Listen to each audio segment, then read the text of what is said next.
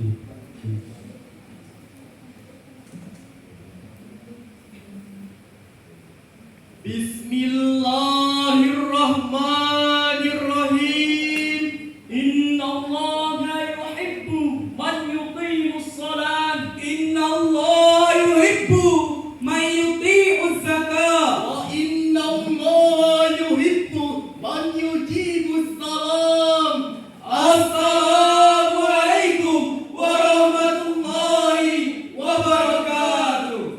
Waalaikumsalam warahmatullahi wabarakatuh. Alhamdulillah. Alhamdulillahilladzi nazzalal furqana ala abdina liyakuna lil alamin nadhira. Asyhadu an la ilaha illallah wahdahu la syarika lah. Wa asyhadu anna Muhammadan abduhu wa rasuluh. Allahumma salli wa sallim ala sayyidina Muhammadin wa ala alihi wa sahbihi ajma'in. Amma ba'du.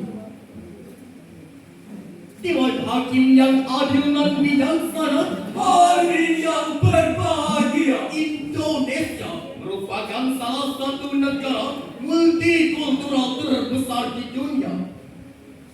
Hal ini dapat dilihat dari kondisi sosial kultural maupun geografis yang begitu beragam dan luas.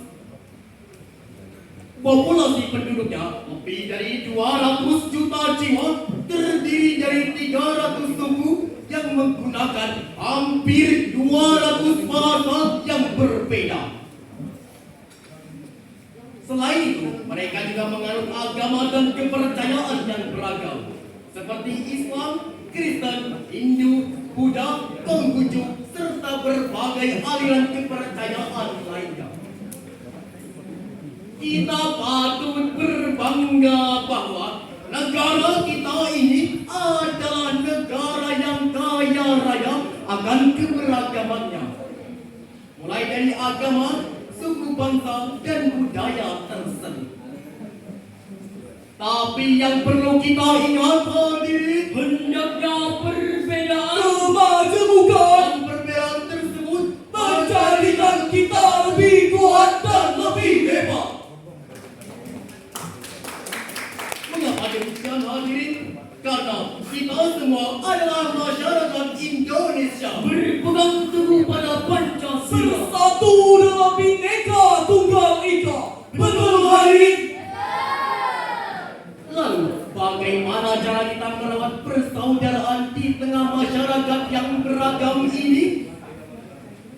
Untuk itu hadirin, kami berdiri di sini bertiga menjadi satu. Ada di sana, kami yang maju. Membawakan sebuah syarahan Al-Quran yang kami beri judul Merawat persaudaraan di tengah masyarakat multikultural. sebagai rujukan berlandaskan kepada Al-Quran surah Al-Hujurat ayat 13 sebagai berikut.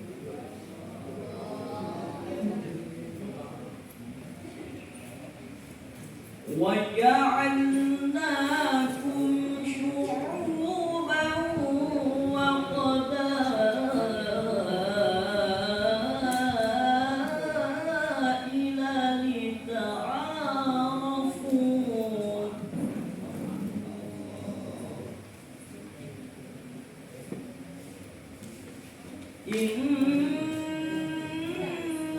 akramakum indallahi atqakum.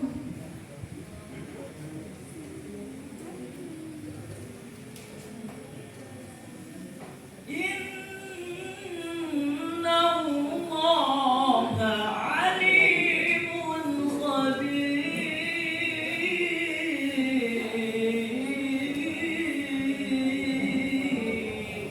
Aku berlindung kepada Allah dari godaan setan yang terkutuk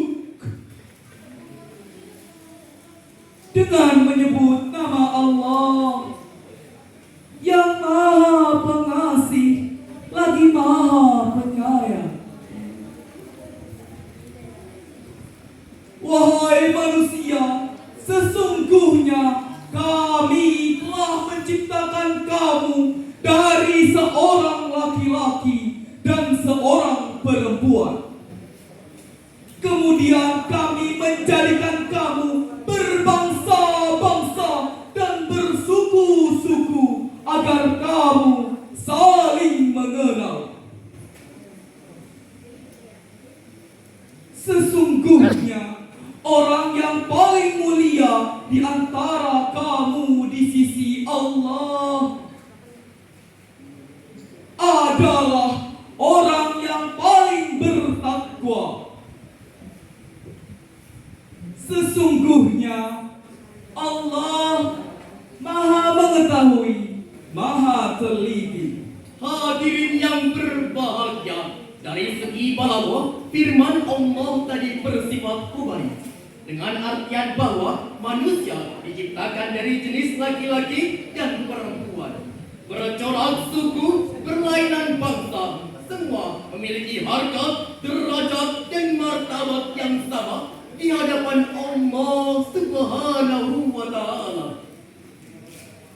Saudara-saudara, kalau kita kaji lebih dalam asbabun nuzul ayat ini, menurut Ibnu Abi Hatim meriwayatkan dari Abi Hurairah yang berkata, setelah pembebasan kota Mekah, Bilal naik ke atas Ka'bah lalu mengumandangkan azan. Melihat hal tersebut, sebagai orang lalu berkata, bagaimana mungkin budak itu justru mengumandangkan di atas Ka'bah? Sebagian yang lain berkata dengan nada yang mengejek, apakah Allah akan murka kalau bukan dia yang mengumandangkan azan? Dan juga Ibnu Asyagir dalam kitab Muhammad bersumber dari Abu Bakar bin Abu Daud bahwa ayat ini berkenaan dengan keinginan Rasulullah Sallallahu Alaihi Wasallam untuk menikahkan Abu Hindun dengan seorang wanita dari kalangan Baidah. Bani Baidah dengan sinis berkata kepada Rasul, ya Rasulullah, pantaskah kami mengawinkan putri-putri kami terhadap budak-budak kami? Rasul belum sempat menjawab, saat itu Jibril datang menyampaikan wahyu berupa surah Al-Hujurat ayat 13 tersebut. Dewan Hakim yang adil dan bijaksana, hadirin yang berbahagia. Menurut Profesor Dr. Muhammad Quraisy Shihab dalam tafsir Al-Misbah volume 12 halaman 617 menjelaskan, kata ta'arufu diambil dari kata arafah yang berarti mengenal. Patron kata yang digunakan ayat ini mengandung makna timbal balik yang berarti saling mengenal. Adapun dalam Al-Quran dan tafsirnya Kementerian Agama jilid 9 pada halaman 420 menegaskan bahwa dalam ayat ini Allah Subhanahu wa Ta'ala menciptakan manusia dari jenis laki-laki Adam dan perempuan Hawa dan menjadikannya berbangsa-bangsa, bersuku-suku, berlainan warna kulit, bukan untuk saling mencemoohkan, tetapi supaya saling mengenal dan tolong-menolong. Oleh karena itu hadirin, untuk membina persatuan di negeri tercinta ini dengan menciptakan tri kerukunan. Yang pertama, kerukunan umat beragama. Yang kedua, kerukunan antar umat beragama. Yang ketiga, kerukunan antar umat beragama dengan pemerintah. Kerukunan langkah awalnya ialah harus saling mengenal, saling menghargai dan bertoleransi di antara kita. Bukan saling menutupi diri, Menghina, melecehkan, membangga-banggakan kelompok, suku, bangsa maupun daerah masing-masing. Sebab sifat-sifat seperti itulah yang dapat menimbulkan pertikaian di antara kita. Rasulullah sallallahu alaihi wasallam bersabda, "Laisa minna man da'ala asabiyati wa laisa minna man mata ala asabiyati." Yang artinya, bukan golongan kita orang yang membangga-banggakan kesukuan, dan bukan golongan kita orang yang mati karena membela, mempertahankan dan memperjuangkan kesukuannya. Dewan Hakim yang adil dan bijaksana, hari yang berbahagia. Allah Subhanahu wa Ta'ala mengisyaratkan agar saya, Anda, dan kita semua untuk memperkokoh tali persaudaraan dan melarang untuk bercerai-berai. Sebab ini telah terangkai dalam Al-Quran surah Ali Imran ayat 103 sebagai berikut. Wa'tasimu bihablillahi jami'an wa la tafarraqu.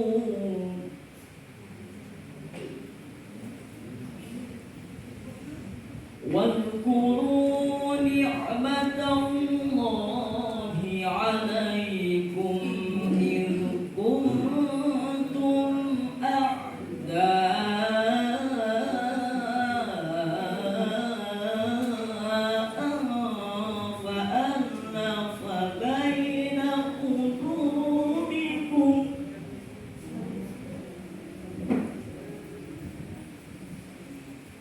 فألف بين قلوبكم فأصبحتم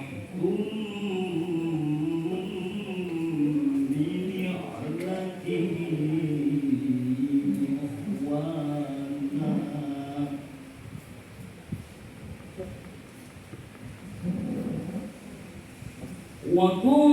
وكنتم على شفا حفرة من النار فأنقذكم منها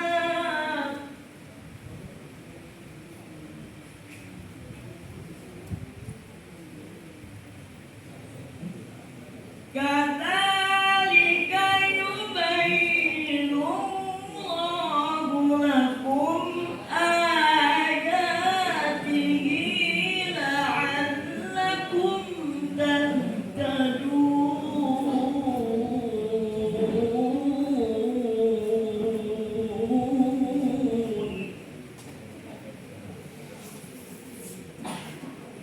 كذلك يبين الله لكم آياته لعلكم تهتدون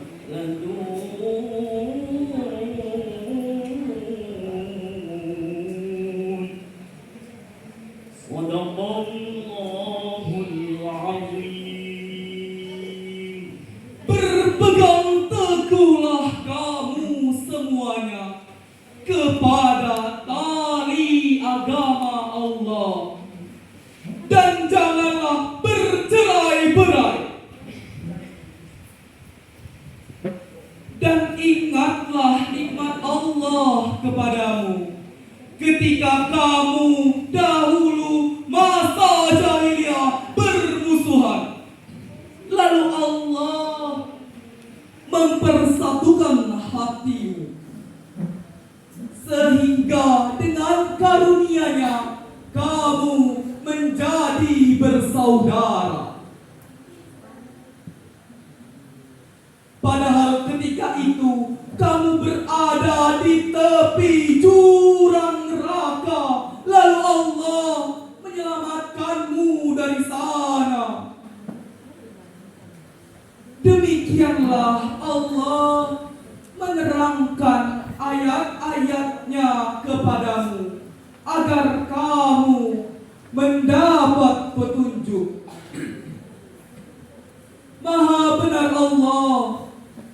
dengan segala firman-Nya yang agung. Hadirin yang berbahagia, Syekh Ismail Hadi Al-Barasuri, seorang ulama terkenal, kelahiran di Turki pada tahun 1653 dan wafat pada tahun 1725. Beliau menjelaskan dalam tafsirnya Ruhul Bayan jilid 5 pada halaman 321 menjelaskan bahwa penyebab terjadinya tafarruq atau berpecah belah adalah Iz kuntum a'da'a, apabila kamu berselisih. Hadirin yang berbahagia, bagaimana ayat tersebut jika kita kaitkan dengan kondisi bangsa kita sekarang ini? Ayat tersebut memotivasi kita agar perbedaan ideologi, organisasi, agama, adat istiadat, suku bangsa maupun bahasa harus menjadi jembatan emas guna memperkokoh bangsa. Maka dari itu hadirin, mulai detik ini mari kita samakan langkah, seragamkan gerak, satukan persepsi, berat sama dipikul, ringan sama dijinjing. Perbedaan jangan melahirkan perpecahan, tetapi hendaknya perbedaan menjadikan kita harus saling menghargai dan melengkapi. Mengapa demikian hadirin? Karena al-ittihadu quwwatun Wa tafarraqu hadimatun. united we stand, divided we fall. Bersatu kita teguh, bercerai kita runtuh. Hadirin yang berbahagia, dari syarahan tersebut dapat disimpulkan bahwa merawat persaudaraan di tengah masyarakat multikultural merupakan kunci kesatuan dan persatuan bangsa. Dengan demikian akan tercipta rakyat yang aman, nyaman, berdampingan di bawah naungan ridho Allah yang Maha Rahman. Buah durian Bengkulu Utara, Masak sebiji, dimakan bersama. Bila persaudaraan dan persatuan ini kita bina, maka